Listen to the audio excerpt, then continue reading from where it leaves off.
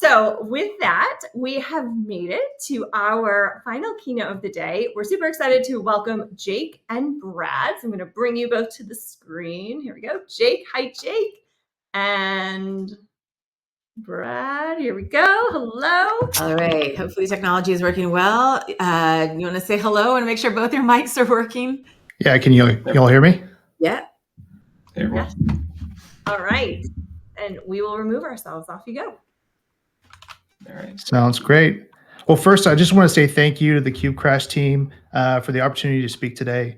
My name is Jake Walden. I'm a technical product owner within our Platform Engineering Excellence organization at Capital One.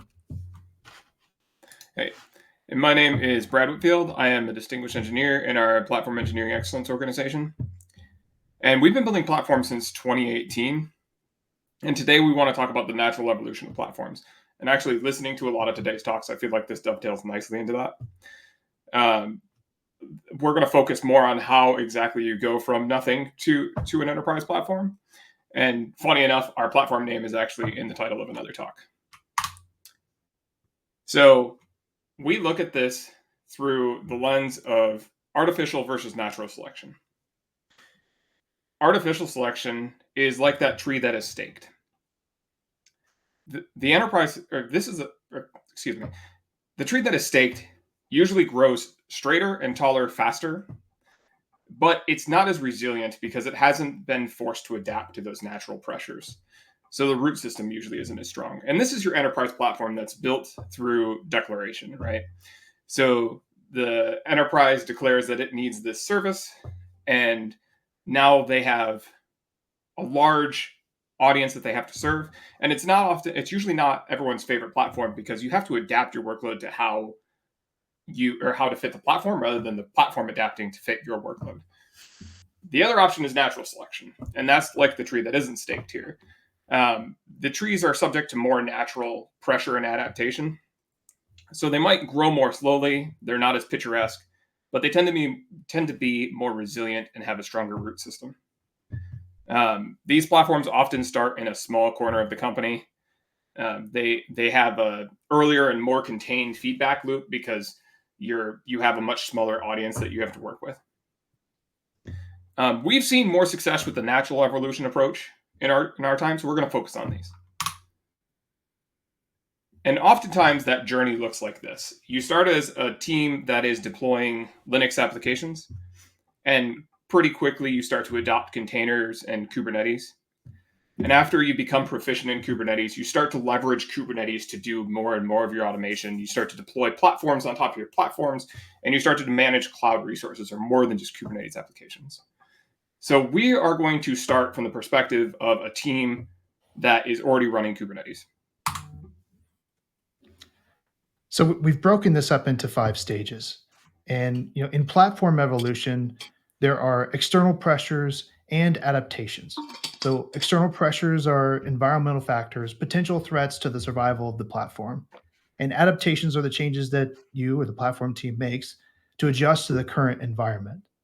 So likely at platform inception, there are 2 major external pressures. One being speed. You've got to get to that MVP as fast as possible before the money or the goodwill or maybe both run out.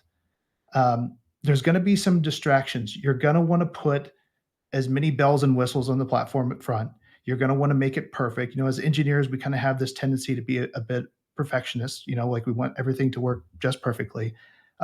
Don't do that because you need a limited feature set to adapt to this environment. You have to keep it small. You have to focus on speed. You're going to want to push a lot of the automation into the backlog.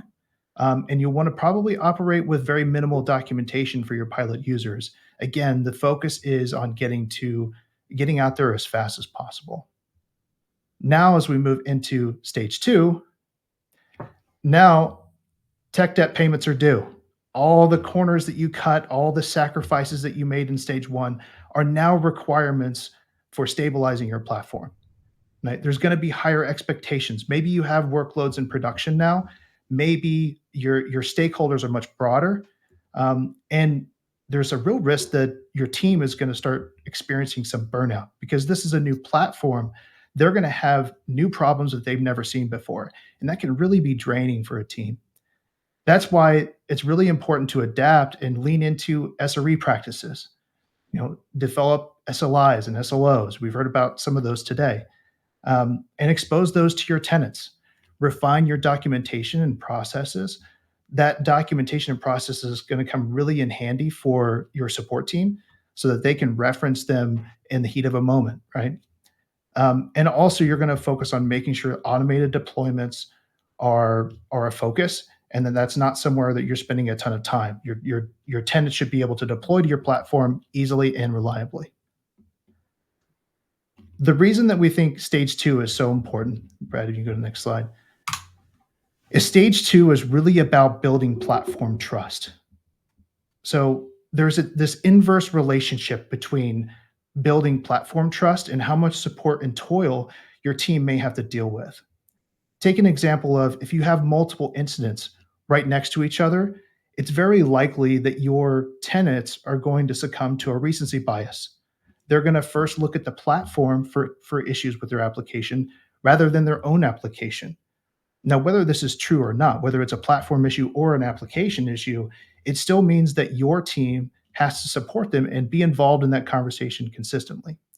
So as you lean into some of these SRE principles and you build trust within your organization, you're going to start to see that tenants look first at their own application code for problems. You're going to see less support questions, and you might even see less false positives and incidents. So again, platform trust is really important for keeping the support manageable for a growing platform. All right, so let me get into stage 3 of the evolutionary process, and that's multi-tenancy. So you've been working in this small corner for one use case or one team. Now you're looking to gain efficiencies and expand. And what you'll find is there's a lot of other people in your company that are probably doing similar if you're in a sufficiently large enterprise. This is your convergent evolution. Building partnerships with these people is really where you gain a lot of efficiencies, right? And there are multiple strategies for doing this. You can just share engineering time, share learnings, things like that. Or you can merge platforms and absorb headcount, right? Because as you continue to grow, you will need more headcount to some degree. And another option is to find people who are doing similar today, who really don't have the expertise or the time to do it. These people you'll build a lot of goodwill with. But ultimately, what we're trying to do here is drive efficiencies for the business, because scaling and multi-tenancy is really more of a business decision. And what we're here to provide good business outcomes. So, but one of the other pressures, though, you'll get is now uncommon patterns are common, right? So your 20% of features that you built to serve 80% of users, that window has likely shifted. And this might be something simple like you have to, or tenants will need you to support some header manipulation, or it could be something more complex like integrating with an external tool. But now to adapt to that, there are some really important things, right? Tenant isolation. When you get into multi-tenancy, you really need to have tenant isolation with auditing in place. That's your network flows, your role-based access control, making sure that tenants can't maliciously or accidentally, more likely, deploy or impact an application that doesn't belong to them. Same with your pipelines, right? You want the pipeline for application A to only be able to deploy to application A. Resource controls, you want to avoid the noisy neighbor problem. And then tenant support really needs to be a first-class feature of your platform, right? Because your support channel or your intake or whatever it may be, the volume is going to grow as you get into multi-tenancy. But if you don't support your platform, no one wants to use it. So how do you make that a first-class feature? How do you scale that, right? Proper docs, good automation, actually get feedback from your users through surveys or interviews, whatever the process may be. And then you also need to start looking at things like a shared responsibility model and incident management, where you have really or clearly drawn the boundary lines of what you do versus, or what you own versus what your tenants own. And this is important because without it, you're just going to burn out, and then you won't have a platform. It's not the flashy fun stuff, but it's very important. Then you're also going to start looking at selectively adding features, because as you have more use cases, you have more users you have more use cases that they need to support. But you want to make sure you stick to what makes your platform a platform, that core set of features, because you really can't support everything under the sun. And then along the way, you're going to start building enterprise partnerships, like especially with your security or audit teams, maybe your internal cloud teams, other lines of business doing similar, solving the same problems, but they can't necessarily merge with your platform. Really lean into these partnerships. Okay, then comes stage 4, the rewrite. Because at a certain point, you start to realize the limitations of what you've built. And oftentimes, we rewrite things 3 times as engineers, because the first time we're just learning, the second time we have a better understanding of the problem, the third time is when we really know what we're doing. And that's kind of the journey here too, right? Because at this point, you probably have more Kubernetes expertise. These manual tasks are not scaling, and your templated YAML that you probably started with is inflexible and hard to maintain. So that's when you start to move into CRDs, really leveraging the Kubernetes control loop. You can use the control loop to reduce the RTE and overhead.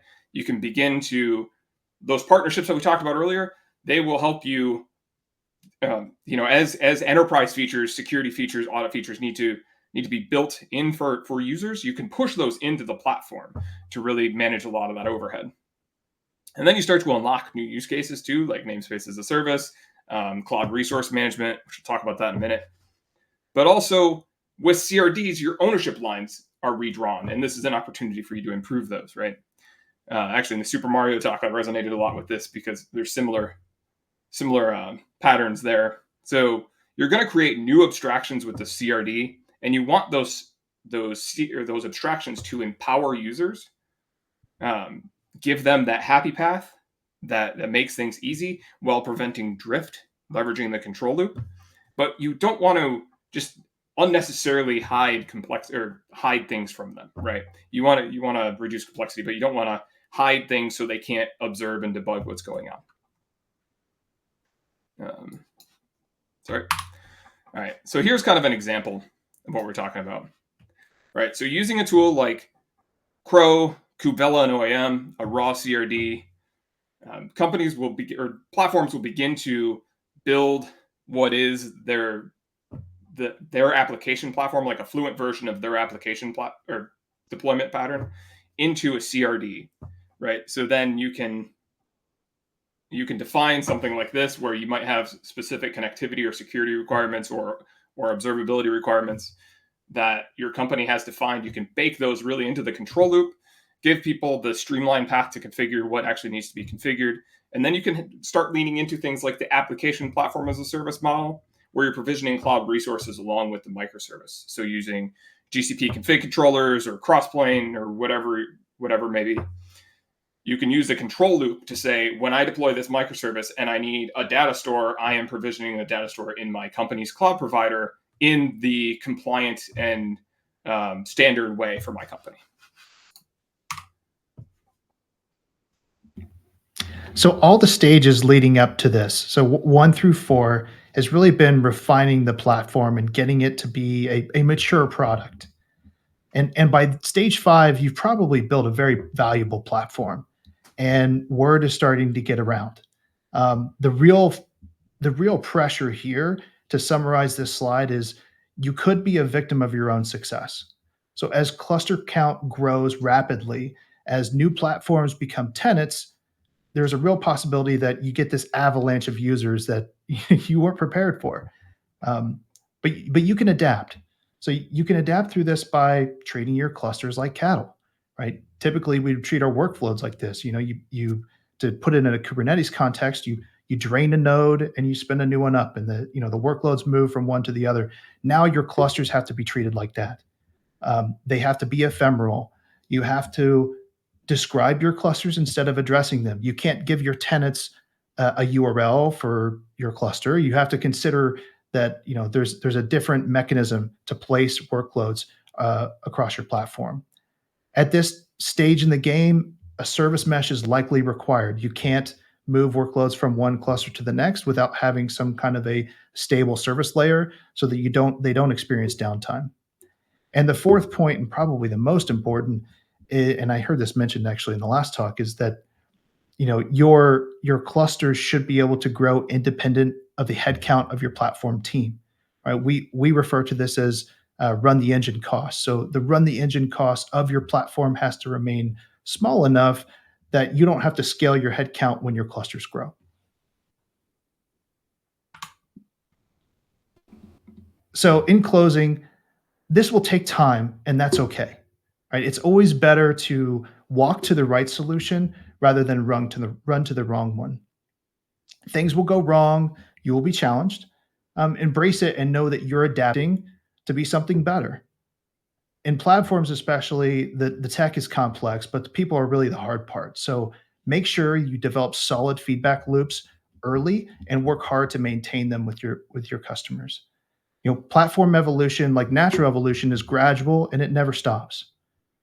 So thank you, KubeCrash, for allowing us to speak. I know I speak for Brad and myself when I say that we're so grateful for this opportunity. There was a lot of fantastic talks today, and we're really humbled to be a part of this group.